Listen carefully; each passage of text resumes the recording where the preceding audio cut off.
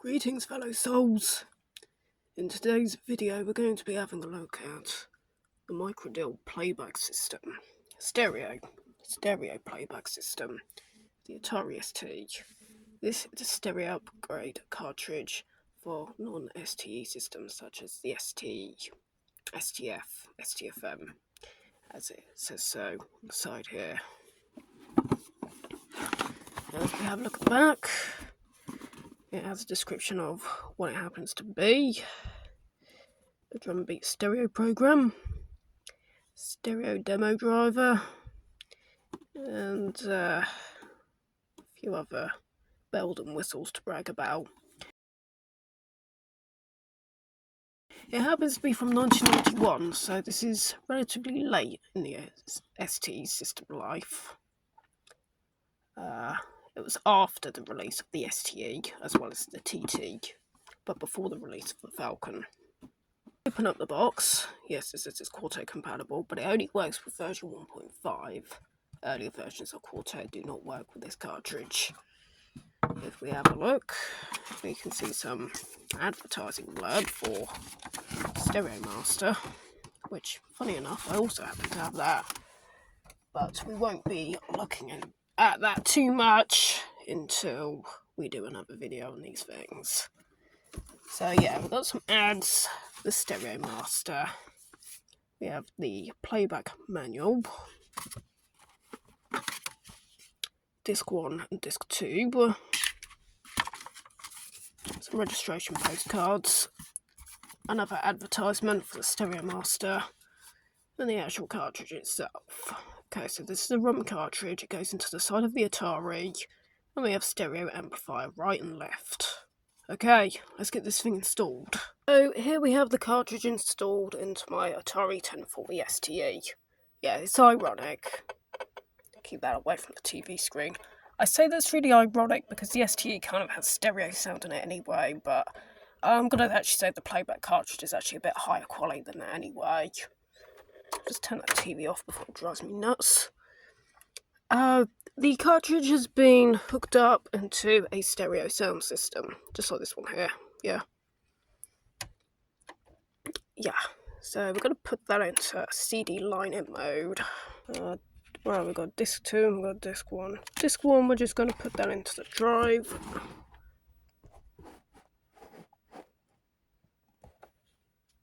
And call it everything in a day.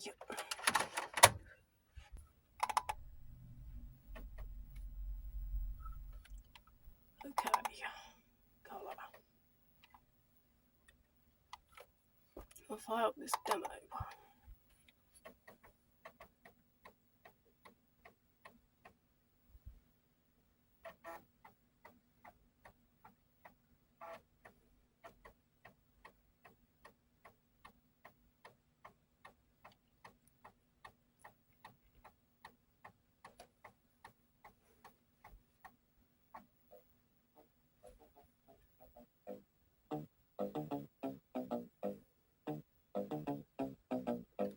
Okay, roll the drums. There we go, we've got stereo sound.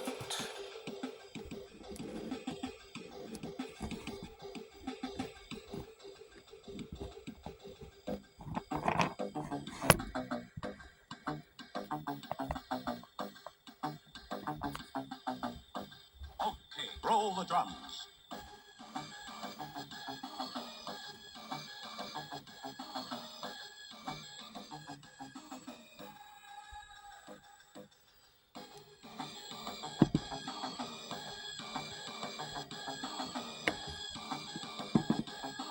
Left, right, centre.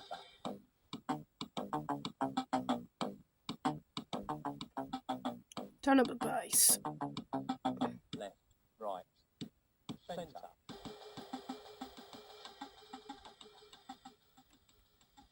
Quartet, quartet, quartet. Stereo.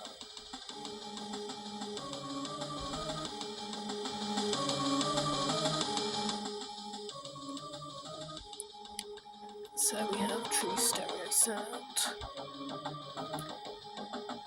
Now, if we have a look at the main screen of this demo, turn the flash off. we see there's 4 channels being played back. So basically this cartridge gives you Atari Amiga Paula chip-like capabilities. You're going to have 2 sounds on the left channel, 2 sounds on the right channel. Yeah, that's the really depressive weather that we have in England today. Over on disc 2, things look a little bit more promising. We have, I believe what they call drumbeat stereo. It's a stereo drum machine. You can load any sample into it, and it responds to MIDI clock sync.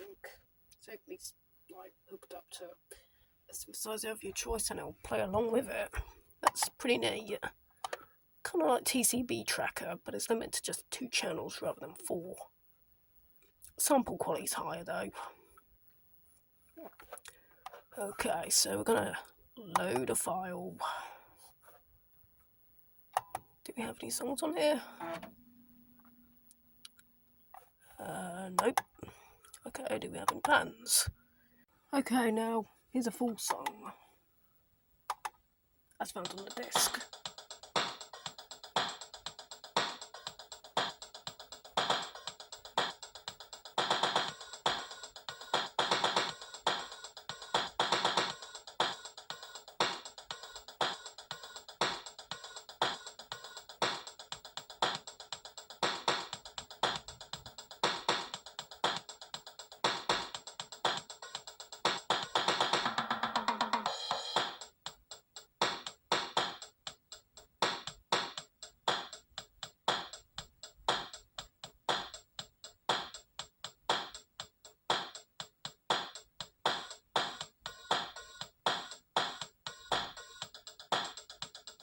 That's the complete track.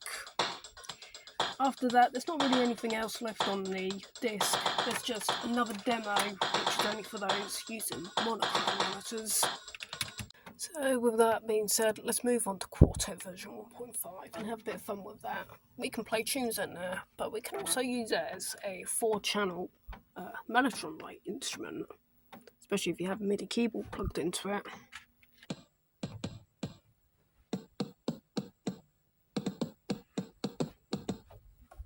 If we change the number on our synth.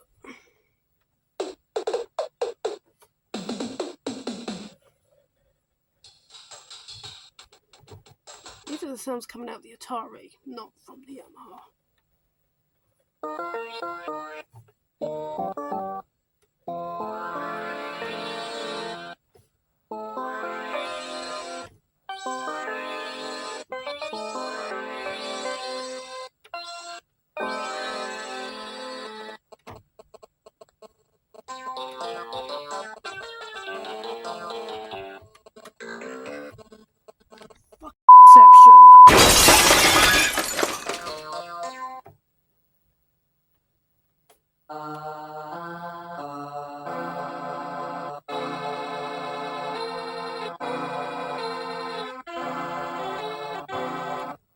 Let's use the weather.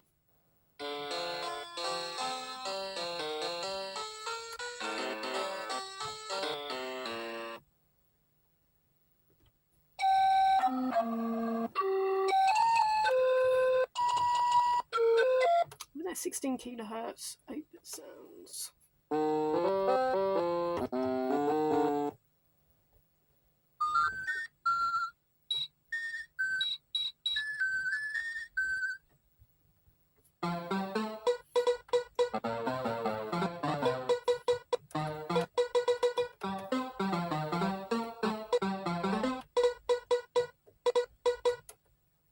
It's a bit like a sort of digital mellotron in its own right. And of course, Quartet can also play actual songs as well, since you can also record. In addition to recording your own rubbish, it's quite possible to also play 4-channel mod-like files, similar to the Amiga mod format. I don't need to explain that.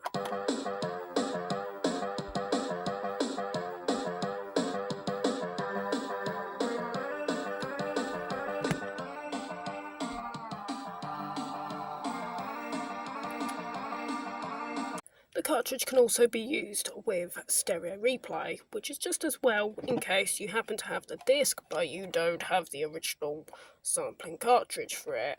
Yeah, I know. Why do I have these things?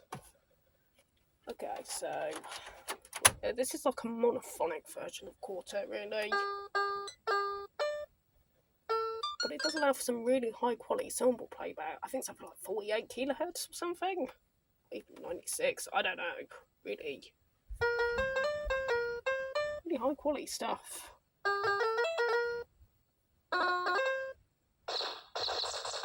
Gunshots. But it's monophonic, you see.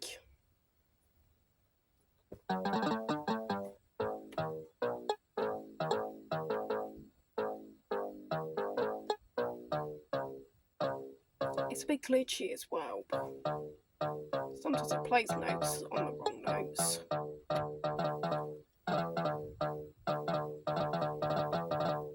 Playback cartridge is actually backwards compatible with the old Replay 8, which was a monaural sound adapter and sampler package.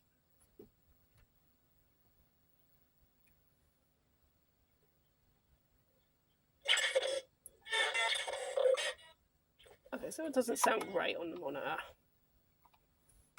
but we can get this to be output through hi-fi, and when you put it into hi-fi mode, you can use the playback cartridge as a replacement for your replay cartridge, at least just for the playback, and not so much for the recording aspect.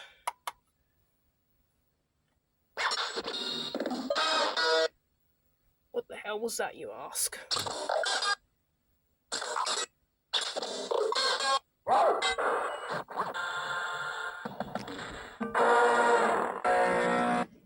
Don't you just love 8-bit samples? They sound just like the Amiga. That's because that's kind of like what the port was, 4 channels of 8-bit goodness.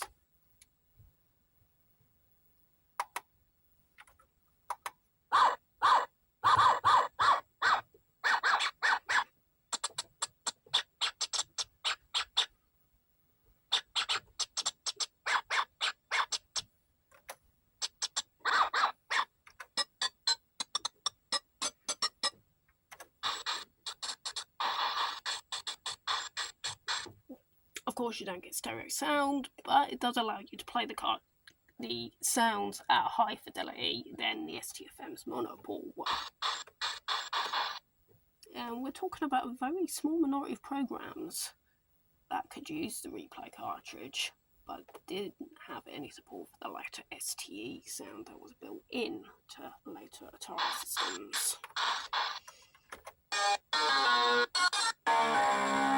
Great guitar sound. Sounds better than any of the guitar sounds on the Yamaha PSS 790. Bit loud.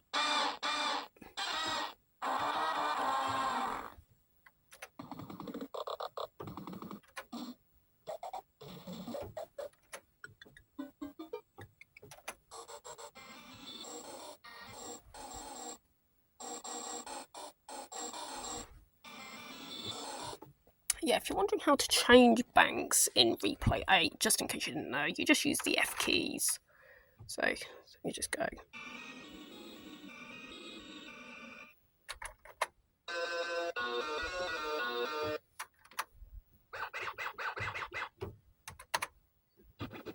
Of course, that's assuming that you've already got these predefined into banks, but I'm not reviewing this software.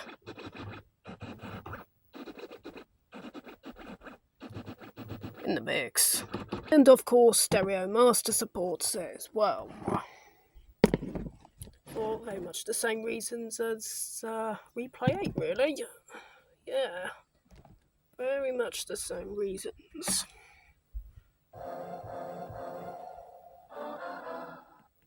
Only, in this case, it can be made so that the samples play back in true stereo.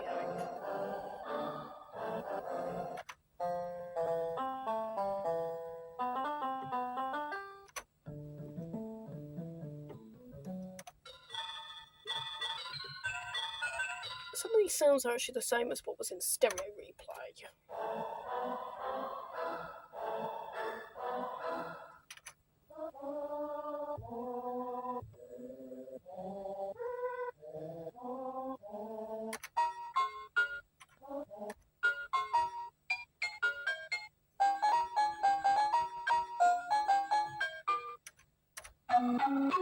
Of course, this is not the phonic, i.e. not polyphonic.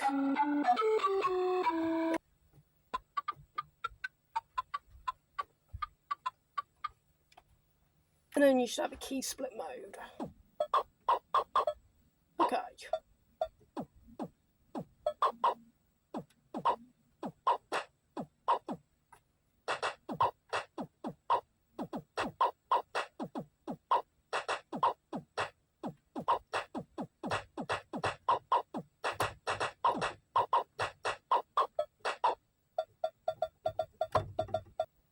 And yeah, hope you like the boombox when it's not making a terrible buzzing sound because of like radio waves. I think it's actually my phone's fault, but mainly because I just love blaming more modern things. If there's ever anything about fuzzy reception, yes, fuzzy reception that can keep me calm is these little guys. Yeah, squishy, velvety. Looks just like something from Barry's Not Included. Keeps me feeling docile. Just perfect. It's a smish.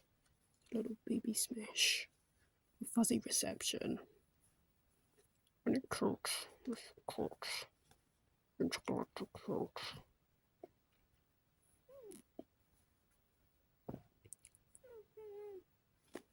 God, there's so much intergalactic cute. We can even have like fuzzy picture just to go with fuzziness because we've got little fuzzy faces. This is just fuzziness. This is just like really good kind of fuzziness. And you're, oh, WC. One last word of advice. If you're a complete dumbass like me and you decide to use a playback cartridge with a professional 4-track, multi-track cassette recorder, bear one thing in mind. If you try and put both of the stereo jacks into one channel using one of these type of leads, you only get the left channel. You won't hear the right channel and you'll just probably not be very happy. If you want to have both channels, you're going to have to use 2 inputs, i.e. probably maybe like lines 3 and 4 maybe. You can't just put them into one. You might think that maybe the terminals would cross-thread into one, but they don't. Okay, so just bear that in mind. You need 2 separate terminals for the stereo to work. Scroll through the manual. Playback by Audio Visual Research. Manuals from January 1991.